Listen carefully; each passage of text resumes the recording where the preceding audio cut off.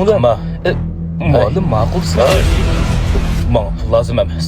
Tayyor kelgan pulni olmaydi ekansiz. Ichimni pishirib. Ha, yaxshi, manga. Ha, yaxshi, davomliq mengimaga. Ma, sizlik bilan 30 san arliq qo'shin tuqqanman, aynak qarsan ko'ra olaysan, yaxshi. Ha? To'g'ri. Ha, yaxshi. Manga. Bo'ldi, to'xta. Bo'ldi. Aynakni inoq ko'rib ol, 30 soatini mushunda taqsan bo'ladi. Ma'qul muallim. Birdan aramini ol. Ali, Ha?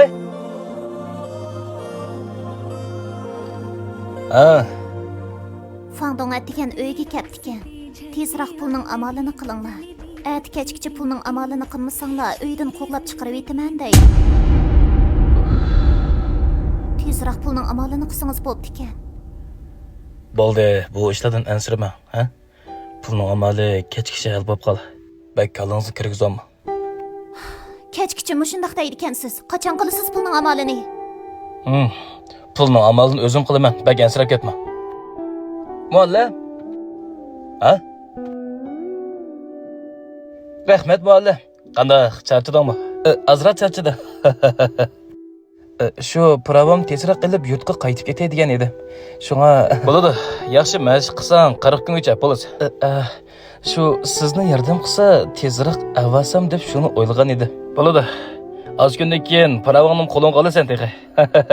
To'g'ri. Bu ko'ngli yo'q. Hey, buni eling-a. Muallim, yo'q, aslım bo'lmaydi. Bu ozlik ko'ngli. Muallim ma'qulsiz. Menga pul lozim emas. Bu pulni o'zing yaningga sep qo'y. Endi bunday ishni qayta sodir qilma. Ozroq tirishsang, 45 kungacha pravoni pul olaysan. Bir odamga bunday xushaman qilishning hojati yo'q, tushundingmi? Tushundim, muallim. Ay. Bu yoq kelgina. Yaxshimi, muallim? Yaşadыңmı? Pravon apildingmi? Apildim muallim. Qanchalik vaqt apildi? Taxminan 44 kun deb bo'ldi. Ha, yaxshi bo'pti. Men seni ugunamay qolamki deb ansirgan edi. Ozroqlik zehnimizni yig'sak bo'ladi ekan muallim. Bo'pti. Bexatarlik diqqat qilib, mashina deganda diqqat qilib bayda. Ha? Ma'qul muallim. Bo'ldi, ishing menga bak. Ma'qul muallim. Angladingmi? Ozroqlik vaqt chiqarsang, zehningni yig'ib kallangni qo'yib mashq qilsang, buning parosnoma unchalik tas emas. Birinchidan, pora berish to'g'ri ish emas.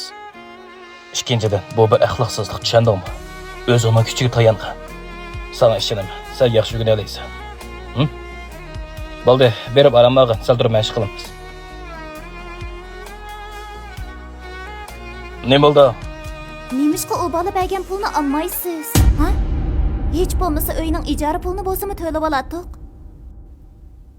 Tayyor kelgan pulni olmaydi ekansiz, ichimni pishirib. Men qara xotin.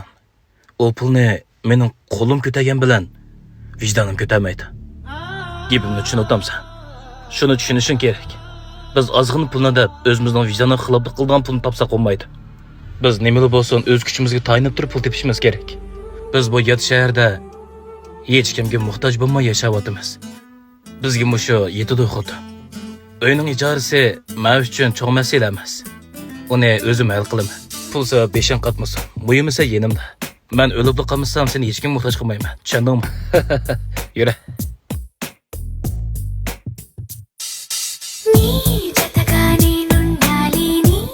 Har xil tipdagi avtomobillarning pravosini olmoqchi bo'lsangiz, biz bilan aloqalashing. Aloqalash telefon nomeri 156 0991 52 57.